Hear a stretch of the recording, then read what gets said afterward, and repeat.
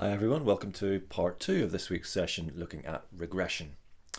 So just to pick up where we left off last time at the end of part 1, I'd talked about an analysis of an extended design of that research question, looking at whether organizational identification would predict stronger commitment. And that extended design involved looking at that while controlling for or adjusting for other factors such as job satisfaction, salary, age and sex. Okay. So the researcher took self-report measures of most of those variables, salary operationalized as annual salary before tax. We looked at how we can represent that hypothesized model schematically with an outcome variable, organizational commitment, predicted by each of those predictors. We suggested that multiple regression is a good analytic choice for that model because it allows us to test for the role of individual predictors while also controlling for the role of other predictors and assessing overall model fit. So just to review some of the output again, this is what we got from the model. We got our adjusted R-squared value suggesting that the model as a whole, containing all of those predictors, explained 46.5% of the variance in commitment. We had our overall test of the model, as in the extent to which that variance explained differed from zero. It does. And then turning to the model coefficients table, we highlighted that organizational identification was still a significant positive predictor of commitment, as were annual salary and job satisfaction, while the demographic variables age and sex did not significantly predict commitment. And we discussed the specific meaning of those coefficients and their significance of those coefficients as well in a multiple regression analysis where we have a model with more than one predictor. That it indicates whether a predictor explains a unique part of the variance in the outcome variable, as in variance distinct from that explained by other predictors, and that's estimated while those independent variables, those other predictors, are held constant at their mean value or at the reference category value. So let's move on and consider where we might want to extend or add a little bit more nuance again to that sort of analysis. So that analysis that I just reviewed is in one sense consistent with that hypothesis that identification would positively predict commitment even when controlling for the other predictors. But it doesn't tell us something a little bit more fine-grained, which is what the contribution is of each individual predictor. What's the specific contribution of identification, for example, to explaining organizational commitment? Now, there are two aspects to that. When we ask, well, what's the contribution of an individual predictor within a multiple regression framework? So the contribution of an additional predictor can focus us on, for example, on the one hand, the size and the significance of the regression coefficient. Is it positive or negative, and is it significantly different from zero when controlling for the other variables? So that's what we already get from the regression output. But we can also ask, what's the contribution of each predictor to explaining the outcome variable in terms of R-squared? What proportion or percentage of the variance in the outcome variable is specifically attributable to that predictor? So if we're interested in this, as well as the size and significance of the individual coefficients, then hierarchical multiple regression is a useful technique. And that's essentially multiple regression, but conducted in steps, where at each step, rather than putting all of your predictors in at once, you add them in a sequence that is meaningful for your research questions. Okay, so let's have a look at a hierarchical multiple regression using that same data set. Okay, so exactly the same procedure. We go to regression, linear regression. We're going to specify commitment as our dependent variable or outcome variable. We've got annual salary, identification, job satisfaction, and age as our covariates, and we have sex as a factor. We're going to do the same thing again with regard to model fit, the adjusted R-squared, the F-test. We're going to ask for the confidence interval around the unstandardized estimate, the unstandardized coefficient, and we're going to ask for the standardized coefficient, same as we saw before. And this analysis here already looks familiar. That's what we found the last time. But what I'm going to do now is open up the model builder drop-down. And we can see that the default here is for all of the predictors to be entered in one block. Put them all in one model. What I'm going to do is I'm going to take all of them out apart from identification. Okay, so identification is entered in, as the only variable entered in block 1. I'm then going to ask it to add a new block. Now, by block, what they mean is that's a step in a hierarchical regression. So at step 1, block 1, that block of predictors is entered into the model. Then at the second step, block 2 is entered into the model. So in block 2, I'm going to put in job satisfaction and age and sex. And then I'm going to create a third block in which I'm entering annual salary. So we've got exactly the same set of predictors, but now rather than entering them all at once, I'm entering them in a sequence. Now, in terms of why these have gone into the blocks that they've gone into, for our purposes here, that's just for illustration. There's nothing inherent in these variables, which means that identification should have gone into block 1, for instance. There's nothing inherent in those variables. As I'll come on to in a little bit, the order in which you put them, how you organize those blocks, is and should be driven by the particularities of your research question. But for now, let's assume that for the researcher, it's meaningful to have blocked the predictor variables as follows. Identification first, then adding job satisfaction, age, and sex together in a second block, and then annual salary in a third block. And what we can see immediately here is that we have not just one, but 3 different model summaries. If we go down to the coefficients table here, we can see it looks pretty much the same, exactly the same output as we found in our previous multiple regression. But we also see an additional little drop-down menu here. And what it's saying is that this coefficients table relates to model 3, the last model, the fullest model with all of the blocks added. It's also possible to toggle between models. So it starts by default with model 3, the last model with all of the blocks entered. If I change to model 2, it now shows me what the model coefficients are, what the regression coefficients are for each of these predictors without the variables from the third block. So now we have the analysis as it would be if we had identification, job satisfaction, age, and sex as predictors, but not annual salary. If I toggle again to model 1, that's the first block that contains only identification. There we have a model that only contains identification and none of the other predictors. Okay, so it's a really important bit of the output from a hierarchical regression. In the end, you'll get to the same model that you get if you put all predictors in at once in a normal multiple regression.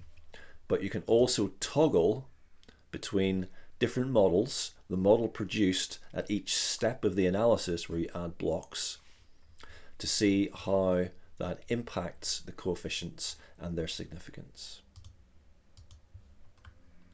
Another key thing here is that we also have 3 model summary lines rather than 1. So we have the summary for model 1, how much variance is explained, whether it's significantly different from 0, how that changes to model 2, and then to model 3. And we also have an additional table here called model comparisons. This gives us, and this is very useful, a test of whether the amount of variance explained in addition by adding block 2, for example, is significantly different from 0. So here this is saying, compared to model 1, model 2, which includes block 2 as well, explains or has a change. This is the Greek letter delta. Delta means change. Change in R squared between those models is 0.057. So adding this block, block 2, explains an additional 5.7% of the variance in commitment. And that increase in the amount of variance explained, that change in R squared, is significantly different from 0. Okay, there's our p-value. And you would report that as almost as if it was an ANOVA test. Okay, your F ratio, your degrees of freedom for the R-squared change, and the denominator degrees of freedom. Okay. Likewise, we've got another model comparison line which compares model 2 with model 3. So a model that includes blocks 1 and 2 but not block 3, not annual salary, and then the final model, model 3, which includes all of the predictors. So adding that final block, adding annual salary, explains an additional 3.1% of the variance and commitment, and that also is significantly different from 0. Okay, so you might say, for example, that adding annual salary to the model on top of all the other variables explains an additional 3.1% of the variance, and that was a significant increase. Okay, so back to the slides. So here's some key aspects of the output. We've got our model summary, those model comparison tables. So for example, the comparison of model 1 and model 2, the R-squared change is significant. They explain an extra 5.7% of the variance, as does adding salary, an additional 3.1% of the variance. Okay. Another thing here that I didn't point out is that the model itself is significant at all 3 steps. So at each model, each step, the model is explaining an amount of variance in the outcome that is significantly different from 0. Okay, so now this takes us on to a crucial question, which is one that I sort of slightly dodged a little bit earlier on. In which block should a variable be entered in a hierarchical regression? Well, fundamentally, it is a question not to which you're not going to get the answer from statistics per se, but rather from what your theory and hypotheses suggest. Okay, so the order in which you would specify variables being entered into a model depends on what precisely you're interested in. So let's look at a question. A researcher is interested in whether variable X predicts an outcome variable over and above variables Y and Z. Well, we could approach that using a simple multiple regression, okay, entering all of those predictors, X, Y, and Z, in one block. Now that would give us an overall R-squared and test the unique predictive effects of X and Y and Z. But it doesn't tell us how much of the R-squared explained is specifically attributable to each of those predictors. One way of doing that is, one other way of approaching that question is, does X predict the dependent variable over and above Y and Z? Another approach might be to conduct a hierarchical regression where you enter variable X first in one block and then add Y and Z in another block.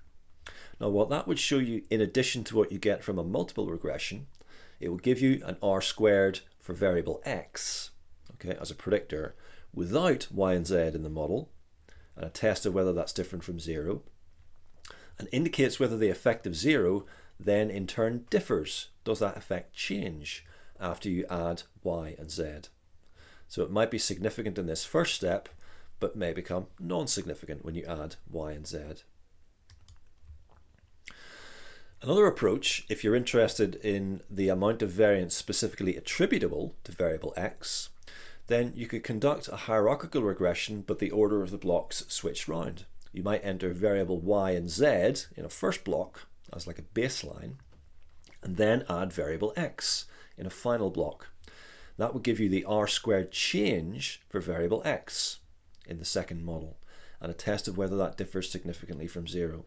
So that would give you a sense of what proportion of the variance explained is attributable specifically to variable X. So whether you're interested in any of those combinations, that's entirely down to you and what your theory and hypothesis suggests. What actually is the valuable bit of information that you want to extract from your analysis? Okay. The more general point is that the order, the use of hierarchical regression per se, but also specifically how you do it, what predictor goes in which block, is fundamentally a question of theory and hypotheses rather than something inherent about the variables themselves. Okay, so I'm just going to show you what happens, for example, whenever we reorder these. So let's run another model. Let's go back and run another regression. I'm going to set it up exactly the same. So commitment is our outcome. We have annual salary, identification, job satisfaction, and age as covariates, sex as a factor. I want all the usual options ticked regarding coefficients and model fit. And now I'm going to put annual salary in the first block. I'm going to create a second block with job satisfaction, age, and sex. And now in the final block, I'm going to put identification. Now again, in this final model, model 3, it's exactly the same. It's exactly the same final model that we saw in the previous hierarchical regression and in the multiple regression that we ran. Okay, but we get this extra little bit of information here. Now this model comparison between model 2, which contains blocks 1 and 2, and model 3, which then adds block 3 with identification on top, is telling us the specific contribution of identification to explaining the outcome variable. So this is the model fit from the first analysis I ran, and this is the model fit now from that hierarchical regression that I just ran, where we're swapping identification from being entered first to being entered last. We end up with the same model, okay, with the same set of variables in there. But the added value now of that analysis I just ran is it gives us a sense or an estimate of the specific amount of variance explained by identification, okay, amongst those other variables. Specifically, it suggests that identification explains an additional 7.9% of the variance in commitment over and above the other predictors. Okay, and that's how you would write up the test of that, whether it's significantly different from 0 with the F ratio, degrees of freedom, and the p-value. So one other thing to stress here, one of the other reasons for taking you through hierarchical regression is to make a slightly bigger point. Let's consider these coefficient tables from the 3 blocks from the first hierarchical regression I showed you. Identification was entered first, then we had a second block that added job satisfaction, age, and sex, and then the final block that added annual salary on top. So even though I pointed out that identification remains significant, a significant predictor of commitment at each of those 3 steps in each of those 3 models, the coefficient gets smaller. In fact, its predictive value in raw terms is only about half what it was in the first step in model 3. Okay, so the predictive role of identification seems to get a little bit smaller. The coefficient seems to get a little bit smaller as other predictors are added to the model. So why is that? Absolutely key takeaway point here. In regression, when you have only measured predictors, independent variables, those predictor variables can be correlated with one another. And that's really, really important. Okay, so let's consider some of the implications of that. This is going to be a little bit more conceptual now. So let's say we've got a dependent variable that we're interested in, and this representing it as a circle. This is all of the variance in a dependent variable. Okay, and we've got 2 predictor variables. We've got predictor A and predictor B, and they both overlap with the dependent variable. Okay, they share variance. So what does that mean? Okay, well, first of all, in this case, variables A and B are not correlated with one another. They do not overlap with one another. Okay. In turn, they each overlap with a different portion of the variance of the dependent variable. Okay. So if we ran a regression model with our dependent variable and A and B as predictors, we might see A and B both coming out as unique significant predictors of the dependent variable. Okay. Now, second example. A and B now, our 2 predictors, are highly correlated. Okay, they actually share a lot of variance with one another. Now let's say we run a model where we enter A as a predictor of our dependent variable. Okay. A by itself does explain some of the variance in the outcome variable. It has this overlapping variance, so it might come out as a significant predictor in a simple linear regression. But now if we add variable B, what happens is that variance that overlapped between A and the dependent variable, this bit here, is not uniquely attributable to A because it also overlaps with variable B, okay, as a predictor. So now, if we entered A and B as predictors of the dependent variable, what might happen is that only variable B would come out as significant. Variable A may become non-significant when you enter B into the model, okay? Because it's only variable B here that has this overlapping portion of variance with the dependent variable that is unique to it, okay? Variable A does not have any variance that is uniquely attributable to it rather than B, whereas B does, okay? This little portion here. In a final case, you might have two predictors, A and B, that are correlated. In this case, quite highly correlated, okay? They overlap quite a bit in their variance. Now, if we enter them both into a model predicting a dependent variable, it might be the case that each of those individually, as we can see here, share quite a bit of variance with that dependent variable. Okay. However, it could be the case that very little of that is uniquely attributable to one or the other. Okay. Actually, the majority of their overlapping variance is shared with one another as well as with the dependent variable. So only this little portion here and this little portion here can be uniquely attributed to A and B respectively. So you can have a case where you have two quite correlated predictors, enter them as predictors of the dependent variable. You have a significant model, okay? Overall, the variance accounted for by the model is different from zero, is significant, but you have two non-significant predictors, a significant model, but no significant predictors in the model, because that variance explained cannot be uniquely attributed to A or B. Okay, so the overall message here is that in regression, as in any analysis where you don't have direct orthogonal manipulations of independent variables, it's really important to consider both conceptually and practically how your independent variables or predictors relate to one another. Are they correlated? How much are they correlated, etc. Okay, and that's a theme that we will be revisiting too next time round with mediation, and then in the week after that for moderation. Okay, that's it for part 2. Join me again for part 3, where we will engage with categorical variables as predictors in regression, and then consider the question of analyses that help us to infer causality in a regression framework. All right, join me then.